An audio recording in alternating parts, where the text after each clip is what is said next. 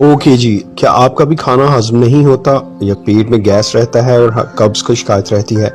सो मैं आपको 2 एक पोस्चर ऐसे बता रहा हूँ, आप उसको परफ़ॉर्म कीजिएगा। हमारे साथ ऑनलाइन सेशन 033286959996 पे भी आप व्हाट्सएप करके जॉइन कर सकते हैं। सो आपने क्या करना है कि इस तरीके से आपने बैठ जाना है, अगर आप आसानी से बैठ सकते हैं। सो इस तरीके से आप देखिएगा, एक आपने अपने घुटने को इस तरीके से बेंड करना है और दूसरे घुटने को आपने उठा के इस तरफ लेके आना है।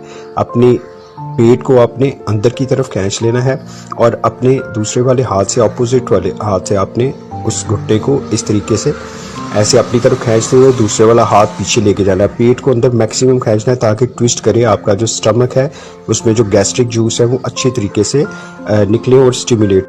आप इसको 2 से 3 टाइम करें 30 सेकंड्स के पॉज के साथ और खाली पेट करें। इंशाल्लाह ताला बाकी लोगों तक।